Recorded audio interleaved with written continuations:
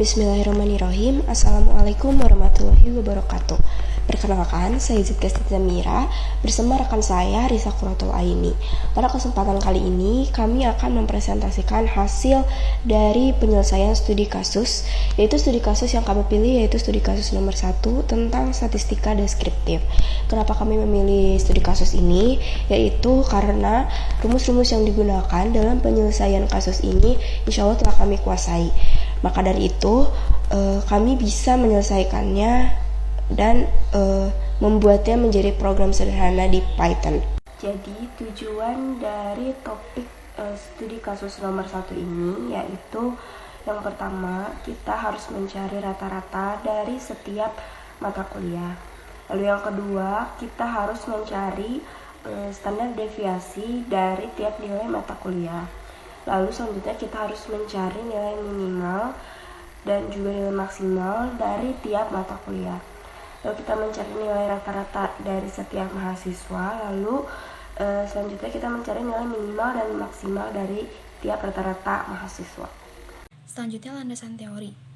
Statistika deskriptif adalah salah satu ilmu statistika yang pelajari cara-cara pengumpulan, penyusunan, atau penyajian data dalam suatu penelitian dengan tujuan untuk meringkas, menyusun, dan mendeskripsikan data ke dalam bentuk yang lebih mudah dibaca agar memberikan informasi yang lebih lengkap. Statistika deskriptif juga hanya berhubungan dengan hal yang menguraikan atau memberikan keterangan mengenai data, keadaan, ataupun fenomena. Dengan kata lain, hanya melihat gambaran secara umum dari data yang didapatkan. Dalam statistika deskriptif ada mean atau rata-rata, yaitu nilai sentral dari kumpulan angka berhingga dengan rumus jumlah nilai dibagi dengan banyak data. Lalu ada standar deviasi. Standar deviasi adalah nilai statistik yang digunakan untuk menentukan kedekatan sampel statistik dengan rata-rata sebuah data. Lalu yang terakhir ada nilai maksimum dan nilai minimum.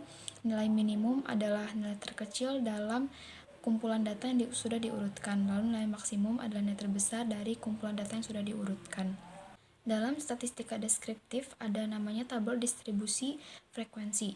Untuk menyusun tabel tersebut, kita memerlukan data-data, di mana data tersebut dikelompokkan ke dalam hitungan jumlah pengamatan yang masuk ke dalam tiap kelas.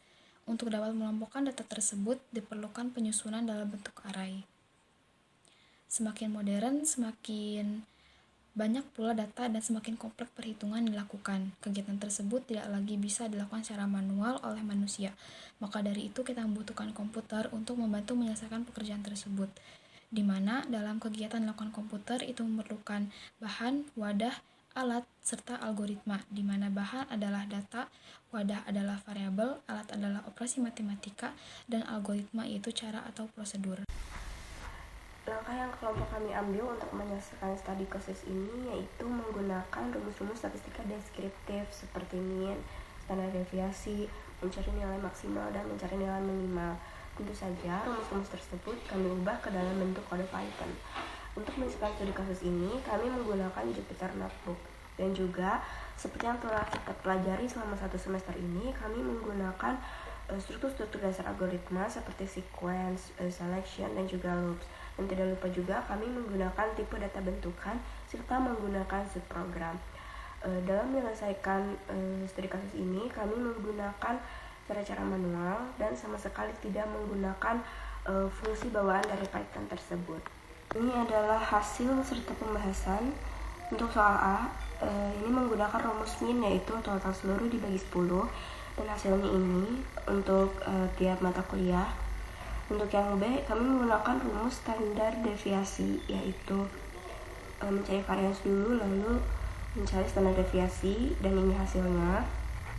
Lalu yang C, kami mencari nilai minimal, yaitu mengurutkan dari yang terkecil hingga yang terbesar, dan ini hasilnya. Lalu yang berikutnya, kebalikannya, yaitu mencari nilai yang terbesar, kami urutkan dari yang terbesar hingga yang terkecil, dan ini hasilnya. Dan lalu selanjutnya kami mencari nilai rata-rata untuk tiap mahasiswa menggunakan sama seperti yang A, namun dihitungnya per mahasiswa. Ini hasilnya. Dan selanjutnya kami mencari nilai rata-rata yang terbesar menggunakan dengan cara mengurutkannya dalam ilustrasi yang terkecil. Untuk yang F dan yang G, ini hasilnya. Sesuai studi kasus yang sudah kami pilih, di sini saya akan menentukan bahan, alat, wadah, dan hasil yang diinginkan. Poin yang pertama yaitu nilai rata-rata dari setiap mata kuliah. Ada 3 mata kuliah, yang pertama struktur data, lalu praktikum Daspro, dan praktikum fisika. Untuk struktur data, di sini bahannya ada 2, ada fee mahasiswa dan fee nilai praktikum struktur data. Nah, bahan di sini sudah memiliki nilai, di mana fee mahasiswa berisi nilai 10 dan fee nilai praktikum struktur data berisi 777 yang diperoleh dari seluruh penjumlahan nilai praktikum struktur data. Untuk alatnya ada operator matematika pembagian, dan variabelnya ada 3, ada fee mahasiswa, fee nilai praktikum struktur data, dan fee rata-rata. Prosesnya, fee rata-rata ini memiliki rumus fee nilai praktikum struktur data dibagi fee mahasiswa, yaitu 777 dibagi 10. Lakukan hal yang sama kepada mata kuliah lainnya. Untuk poin kedua yaitu nilai standar deviasi untuk tiap mata kuliah. Di sini bahannya ada fee simpangan rata-rata. Di sini saya sudah menghitung secara terpisah. Untuk rumusnya adalah sigma X dikurang rata-rata kuadrat dibagi N-1. N-nya adalah banyak mahasiswa. Dan diperoleh yaitu 256,7 untuk mata kuliah praktikum struktur data. Alatnya itu operator matematika akar. Variabelnya ada 2, ada fee simpangan rata-rata dan fee standar deviasi. Untuk prosesnya, fee standar deviasi diisi dengan rumus akar atau SKRT dari fee simpangan rata-rata, dan diperoleh hasil adalah 16,021. Lakukan hal yang sama dengan mata kuliah lainnya. Untuk poin ketiga yaitu nilai minimal untuk setiap mata kuliah. Di sini bahannya adalah fee nilai praktikum struktur data, dimasukkan seluruh nilainya dari 87, 91, 91, dan seterusnya. Untuk alatnya ada operator matematika perbandingan kurang dari, karena ini adalah minimal. Untuk variabelnya fee nilai praktikum struktur data, dan untuk prosesnya kita menggunakan rumus for, yaitu for fee nilai praktikum struktur data if nilai lebih kecil dari nilai terkecil. Lalu mendapatkan hasilnya adalah 45. Dan lakukan hal yang sama dengan mata kuliah lainnya. Untuk poin yang keempat yaitu nilai maksimal untuk setiap mata kuliah. Hampir sama dengan nilai minimal, di sini yang berbeda adalah prosesnya. Untuk selanjutnya, di sini saya akan menuliskan algoritma lengkap dengan pseudocode-nya. Yang pertama, mencari nilai rata-rata dari setiap mata kuliah. Untuk praktikum struktur data, di sini programnya adalah menghitung nilai rata-rata dari mata kuliah praktikum struktur data. Untuk kamusnya di sini jumlah nilainya menggunakan float, karena float ini adalah bilangan real, maka dari itu nilai mata kuliah termasuk bilangan real. N-nya adalah banyak mahasiswa, sama menggunakan float, rata-rata juga float. Deskripsinya langsung dimasukkan dari jumlah nilainya, diisi dengan nilai yang sudah didapatkan. Lalu untuk rata-rata langsung dibagi 77,7. Lakukan hal yang sama dengan nilai mata kuliah lainnya. Untuk standar deviasi, di sini programnya yaitu menghitung standar deviasi mata kuliah praktikum struktur data. Untuk kamusnya di sini sama, simpan rata-rata menggunakan float, karena kita di sini menggunakan menghitung nilai mata kuliah, maka semuanya menggunakan float. Deskripsinya langsung dimasukkan nilai dan outputnya adalah 16,021. Lakukan hal yang sama dengan mata kuliah lainnya. Untuk nilai minimal untuk setiap mata kuliah, di sini kamusnya sama menggunakan float, minimalnya juga float. Deskripsinya dimasukkan seluruh nilai, dan di sini for fee nilai, yaitu rumusnya, dan outputnya adalah 45. Lakukan hal yang sama dengan mata kuliah lainnya. Untuk nilai maksimal juga sama, tinggal dirubah tandanya seperti yang minimal tadi. Untuk rata-rata tiap mahasiswa, di sini sama seperti poin pertama, itu mencari rata-rata nilai mata kuliah. Yang berbeda adalah jumlah nilainya, dengan banyaknya mata kuliah yaitu 3. Dan mendapatkan hasil 82. Lakukan hal yang sama dengan mahasiswa lainnya sampai mahasiswa 10. Lalu yang mahasiswa memiliki rata-rata terbesar. Di sini programnya menentukan mahasiswa yang memiliki nilai rata-rata terbesar. Kamusnya semuanya adalah float, maksimal juga float. Deskripsinya ditulis semua mahasiswa dengan rata-ratanya. Untuk prosesnya yaitu for dengan if, dengan outputnya adalah masa 8, yaitu 84,6.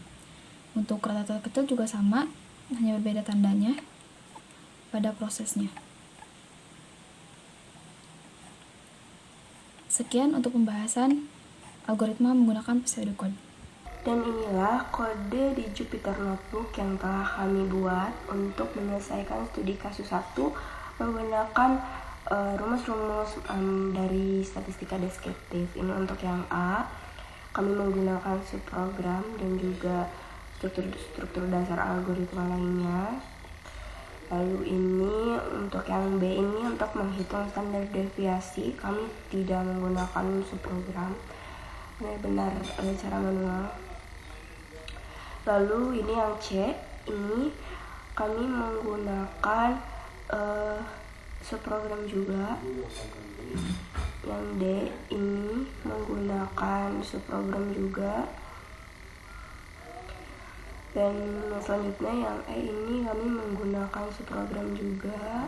Untuk list datanya ini ya ada tercantum. Dan yang F dan yang G juga, ini yang F menggunakan sama seperti yang sebelumnya, menggunakan subprogram dan struktur dasar algoritma lainnya. Dan ini yang terakhir yang G menggunakan subprogram juga. Alhamdulillahirrabbilalamin, kami sudah menyelesaikan studi kasus ini sesuai dengan kemampuan kami. Kami menyadari bahwa masih banyak kekurangan dan masih kurang efektif dalam penggunaan kode Python. Subprogram dan tipe data bentukan sangat memudahkan kami dalam menyelesaikan studi kasus ini. Maka dari itu, menurut kami, dalam menyelesaikan masalah statistika deskriptif akan lebih mudah menggunakan pemrograman daripada dilakukan secara manual. Sekian yang bisa kami sampaikan melalui presentasi ini. Kurang lebihnya mohon maaf, dan untuk lebih jelasnya bisa dicek di laporan yang telah kami buat. Terima kasih, semoga nilai ujian akhir semester kami memuaskan. Terima kasih sekali lagi, mohon maaf bila ada kesalahan. Wassalamualaikum warahmatullahi wabarakatuh.